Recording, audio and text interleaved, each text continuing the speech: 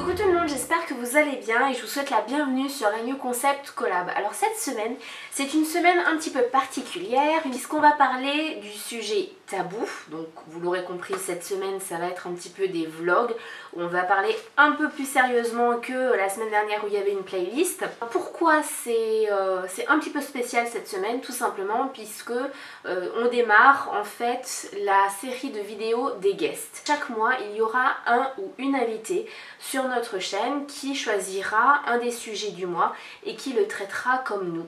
Voilà, donc ça vous permettra de découvrir des youtubeurs ou youtubeuses ou de retrouver des personnes que vous aimez, que vous suivez, dont vous êtes abonné et puis de les voir un petit peu différemment puisqu'ils seront sur cette chaîne là. Donc tout ce que je peux vous dire pour ce mois-ci, c'est que c'est une femme qui va traiter donc du sujet de la semaine qui est le sujet tabou. Donc elle aura sa vidéo samedi, je vous invite à aller la voir et à mettre en commentaire ce que vous en pensez.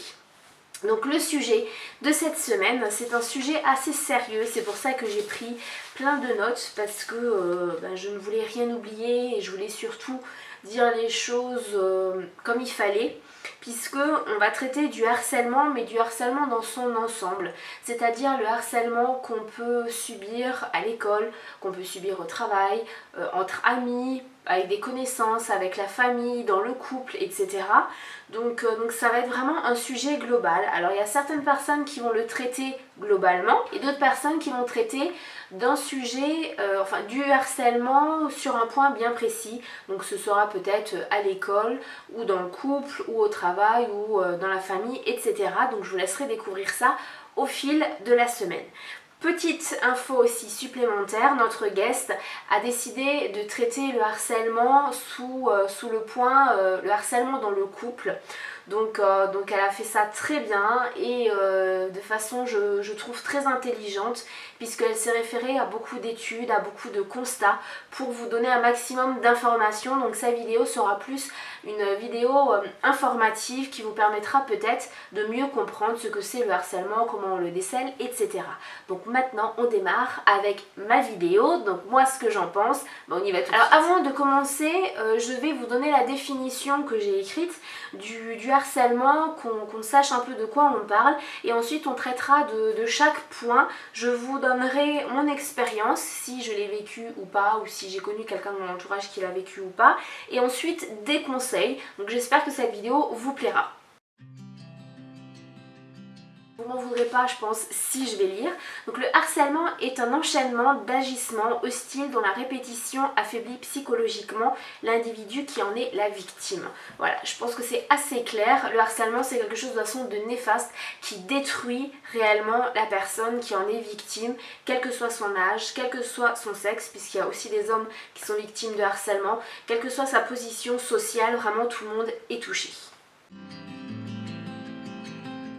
Alors je vous l'ai dit, je vais vous donner à chaque fois mon expérience, si je l'ai vécu ou pas, et ensuite des conseils. Donc on démarre tout de suite avec l'expérience. Moi réellement je ne l'ai pas subi, j'ai plus subi de l'intimidation plutôt que du harcèlement par rapport à mon poids, puisque en étant au collège j'étais très ronde, j'étais même en surpoids plus qu'obèse et donc j'ai subi des brimades, des moqueries, des remarques constamment.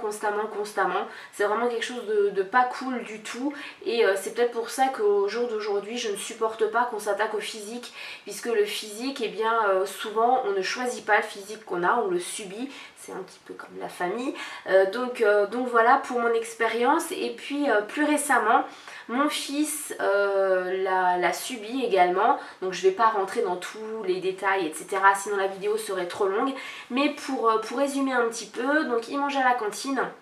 Et il a toujours aimé être à la cantine et un matin il m'a dit je n'irai plus à la cantine, si tu m'obliges à aller à la cantine je pars de l'école. Donc j'ai su qu'il y avait quelque chose qui n'allait pas et il m'a expliqué, après lui avoir tiré les verres du nez, qu'il y avait un garçon depuis des mois et des mois qui s'amusait juste avant qu'ils aillent à la cantine en fait, entre le moment où il sortait de l'école et le moment où il partait pour aller manger, il y avait un garçon qui s'amusait à lui cogner la tête contre le mur.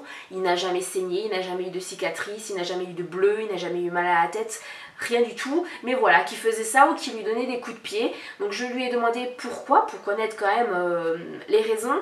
Et d'après mon fils, eh bien c'était tout simplement parce que Enzo ne jouait pas au foot.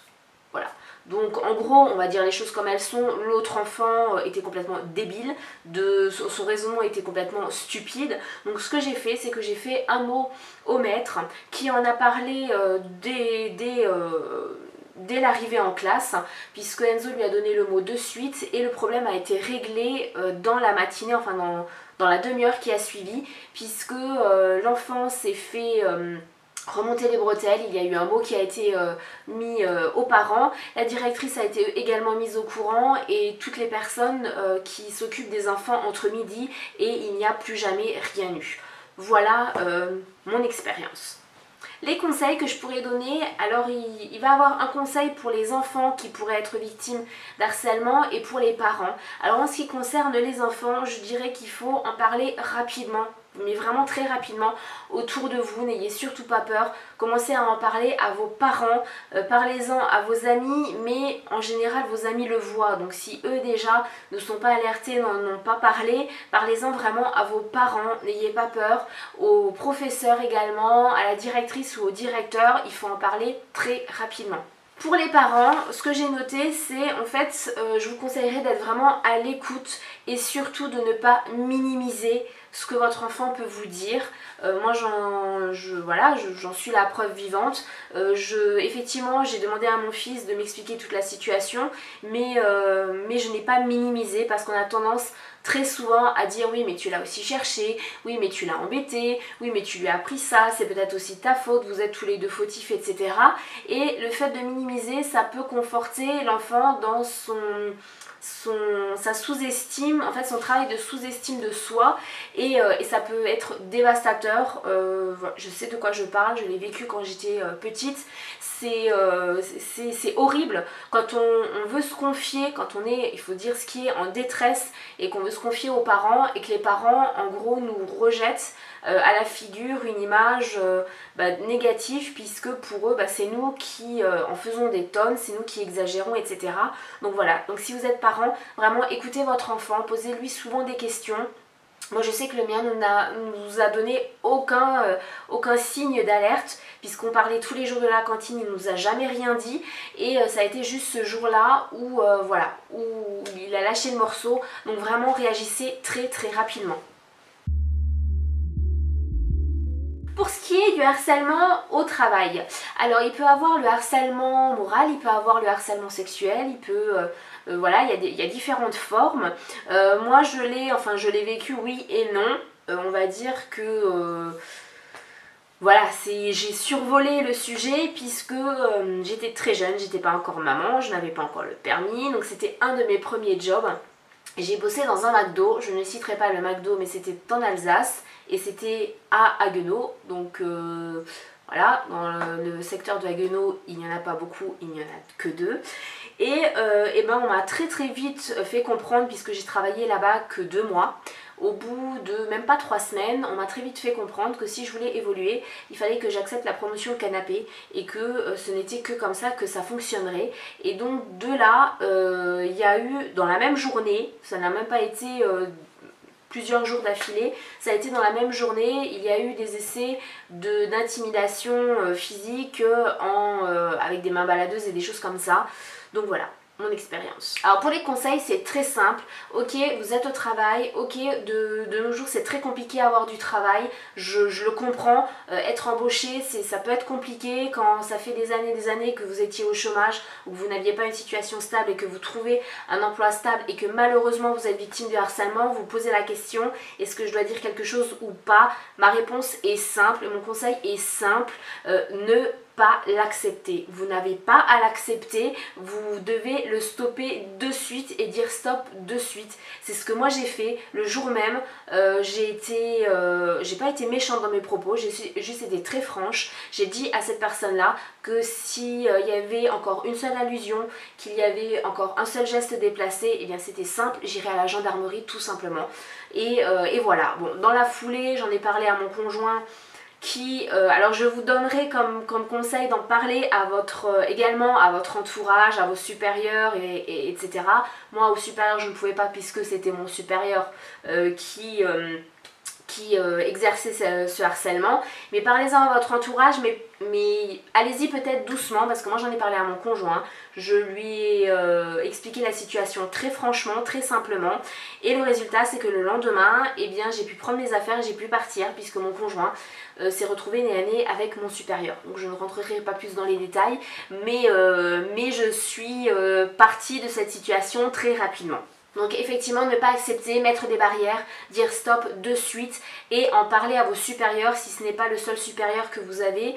Parlez-en de suite et parlez-en à vos collègues pour savoir si, alors, de façon subtile bien évidemment, vous n'allez pas dire, là je vais peut-être parler cru, mais vous n'allez peut-être pas dire à vos collègues est-ce que c'est normal qu'il m'a mis la main au cul? Non, on va peut-être pas dire ça comme ça, mais pour savoir si ça s'est déjà produit avec d'autres personnes ou pas. Le sujet donc qui arrive, c'est le harcèlement entre amis, entre connaissances, dans la famille, etc. Alors moi, en ce qui concerne le harcèlement entre amis, pour les connaissances, je ne l'ai pas vécu, heureusement. En ce qui concerne la famille, oui, je l'ai vécu, oui et non, puisque j'ai eu, si vous me suivez sur ma chaîne perso, vous savez que j'ai eu une enfance très difficile, avec des parents pas faciles du tout. C'est très très compliqué de subir ça. Je ne rentrerai pas plus dans les détails parce que ça c'est ma vie, c'est mon passé, et puis c'est très personnel. Alors mes conseils, si vous êtes victime de harcèlement entre amis ou par rapport à des connaissances, alors déjà, moi ça me paraît bizarre de mettre harcèlement et amis dans la même phrase. Vraiment, parce que pour moi, ce ne sont pas des amis s'ils sont à l'origine du harcèlement. Voilà, ce ne sont pas des amis, ce sont des personnes néfastes, donc il ne faut plus les cataloguer dans la case amis. Loin de là, même les connaissances. Pour moi, ça me paraît logique que ce ne sont pas des personnes qui vous veulent du bien. Ensuite, personne ne peut décider à votre place. Si on vous oblige à faire des choses, que ce soit les amis, les connaissances, vous vous en fichez déjà à la base, parce que voilà, c'est pas eux qui vont vous faire manger, c'est pas eux qui vont vous faire avancer forcément dans la vie. Vous avez vécu avant de les connaître, et bien vous vivrez encore après leur avoir parlé. Pour ce qui est de la famille, c'est exactement pareil. Moi je pars du principe que la famille est là pour soutenir et certainement pas pour freiner ou pour stopper ou pour faire en sorte qu'on se sous-estime. Loin de là, la famille est là pour nous faire aller de l'avant, et c'est pour ça que je dis que personne ne peut décider à votre place. C'est vous qui choisissez ce que vous faites de votre vie. Si ça ne plaît pas à votre famille, eh bien coupez les ponts tout simplement, allez envoyer les pêtres. Le prochain conseil, c'est pas vraiment un conseil, c'est plutôt une réflexion que j'ai. Moi je pense que surtout au niveau de la famille ou des amis, etc., du travail c'est encore différent, de l'école aussi, puisque ce sont en général des enfants, mais dans la famille ou l'entourage, moi je dirais que c'est une preuve de faiblesse de caractère. Pas du tout de la part de la victime, attention, de la part de ceux qui créent le harcèlement. Alors je m'explique parce que ça peut paraître bizarre. Pour moi, si vous avez quelqu'un de la famille qui exerce du harcèlement sur quelqu'un, c'est que cette personne-là n'a pas confiance en elle, c'est qu'elle se sous-estime et qu'elle a un complexe d'infériorité énorme, et ça doit être une personne maniaque du contrôle.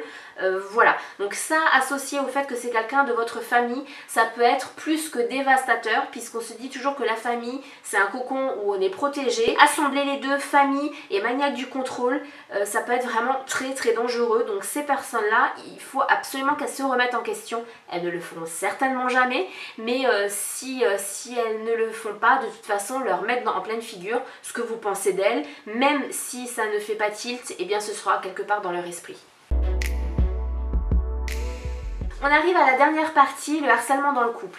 Alors pour ce qui est de mon expérience, eh bien Je ne l'ai pas vécu, donc voilà, je suis désolée et heureusement pour moi que je ne l'ai pas vécu, mais je ne vais pas pouvoir vous donner mon expérience. Mes conseils sont un petit peu les mêmes que ce que je vous ai donné auparavant. Mettre de suite le holà, dire stop, ne pas attendre, ne pas trouver des excuses à la personne, dans le sens où si on a tendance à se dire oui mais bon il l'a pas fait exprès, ou c'est son caractère, ou il a une mauvaise journée, oui une fois ça peut arriver où on s'emporte envers l'autre, mais une deuxième fois ça devient quand même déjà problématique, la troisième fois c'est inquiétant et la quatrième fois là vous êtes sûr qu'il y a vraiment un problème. Donc il ne faut vraiment pas attendre, déjà en parler avec la personne, lui dire que vous n'êtes absolument pas d'accord, que vous n'admettez pas du tout ce comportement là et que ça ne peut pas se passer comme ça, que vous ne pouvez pas continuer comme ça. Je suis bien consciente que si ça fait des années que vous êtes avec quelqu'un, que vous avez des enfants, ce n'est pas aussi facile que si ça fait un mois que vous êtes avec la personne et qu'il n'y a aucune attache. Là j'en ai bien conscience, mais ça peut être tout aussi dévastateur, et surtout si ça fait des années que vous êtes avec la personne vous connaît, et vu que la personne qui exerce le harcèlement est une personne maniaque du contrôle, elle sait pertinemment bien comment vous amadouer, comment vous manipuler pour que vous ne vous rendiez pas forcément compte de tout de suite, et surtout pour que vous ayez l'impression que tout vienne de vous alors que ce n'est pas le cas. Donc mettez tout de suite le holà. Bien sûr, parlez-en autour de vous, que ce soit à votre entourage, peut-être à votre famille, mais ces personnes-là ne comprendront peut-être pas si votre conjoint ou votre conjointe a une double facette, c'est-à-dire qu'il va montrer une facette de sa personnalité qui n'est pas du tout la même que celle que vous avez au quotidien. Donc ça peut perturber les gens, mais surtout, faites-vous aider psychologiquement. Si vous avez un souci, si vous avez un doute, allez vous faire aider. Les psychologues, les psychiatres, les psychanalystes sont là pour ça. Je le répète et je ne le répéterai jamais assez. Toutes ces personnes-là, les psychologues, etc., ne sont pas là pour les personnes folles. Les personnes folles deviennent folles parce qu'elles ne se sont pas fait aider justement. Donc pour éviter que vous deveniez complètement zinzin, allez vous faire aider, et ça vous permettra aussi de vous en sortir et d'avoir une démarche de travail sur vous qui vous fera comprendre que ce n'est pas vous le problème mais que c'est l'autre. Et enfin, mettez une distance immédiate. Je trouve que ça ne sert à rien d'avoir une discussion avec la personne, lui faire comprendre que c'est inadmissible, et 2 heures après vous vous retrouvez dans le lit et faire des câlins avec la personne. Non, je suis désolée, mais ça c'est pas possible du tout. Il faut vraiment que la personne elle comprenne que ce n'est pas acceptable de votre part et que personne devrait accepter ça. Enfin, on va conclure, donc je vais résumer un petit peu tout ce que j'ai dit. Donc le premier point pour la conclusion, c'est de ne jamais se laisser marcher sur les pieds. Vraiment, si vous êtes convaincu au fond de vous que vous faites les bonnes choses, que vous prenez les bonnes décisions, ne laissez pas les autres décider à votre place. Ensuite, gardez la tête haute. C'est pas parce que vous avez été victime d'harcèlement, que ce soit dans votre enfance ou au jour d'aujourd'hui ou à votre travail, peu importe, ce n'est pas parce que vous avez été victime d'harcèlement que vous devez vous sentir coupable, que vous devez vous sentir faible, que vous devez vous sentir moins que rien. Bien au contraire, si vous avez réussi à vous en sortir, eh bien vous êtes encore plus fort que les autres, et surtout vous êtes plus fort que la personne qui a exercé ce harcèlement sur vous. Et si vous êtes entre deux, que vous ne savez pas trop comment vous en sortir, dites-vous que vous en sortirez beaucoup plus fort après, et que ça vous rendra encore meilleur, et que plus rien pourra vous atteindre par la suite. Et le dernier point, et je pense que c'est important, si vous êtes témoin de harcèlement, que ce soit dans votre entourage, que ce soit au travail, que ce soit à l'école, peu importe où, vraiment dites-le, ne vous taisez pas, dites-le, parce que si ça se trouve la victime n'osera pas dire les choses, ou et bien peut-être qu'elle ne s'en rend pas compte tout simplement, et le fait que vous en parliez déjà avec la personne, ça pourra peut-être l'aider à prendre conscience de certaines choses, et surtout ça pourra éviter le pire. C'est vrai que je reparle des enfants, mais voilà, il y a tellement d'enfants qui se suicident par rapport à du harcèlement qu'ils ont vécu, et il y a certainement des personnes qui le voyaient mais qui ne disaient rien parce qu'ils trouvaient que c'était stupide d'en parler, que c'était que des broutilles, alors que non. Donc vraiment, parlez-en. J'espère que cette vidéo vous aura plu. J'ai essayé de la traiter de façon concise, qu'elle soit pas trop longue. J'ai voulu traiter de tous les points puisque je n'avais pas réellement assez d'expérience dans chaque point pour le développer et là où j'avais vraiment de l'expérience, je ne voulais pas forcément en parler là. Je pense que ce n'est pas le but non plus. En tout cas, n'hésitez pas à vous abonner à la New Concept Collab si ce n'est pas encore fait. Et mettez-moi un pouce bleu si vous avez aimé. Si vous me mettez un pouce rouge parce que vous avez le droit d'en mettre, il n'y a pas de souci. Mais dites-moi en commentaire pourquoi vous l'avez mis. Peut-être que vous n'avez pas aimé mes réponses, mes conseils, ou vous n'avez pas aimé peut-être la façon dont j'ai traité ce sujet tout simplement. Et réagissez en commentaire. Et si vous avez aimé cette vidéo, partagez-la un max, puisque ça peut peut-être aider quelqu'un de votre entourage pour que cette personne s'en sorte. Et n'oubliez pas, samedi, il y a la première guest qui arrive pour traiter de ce sujet.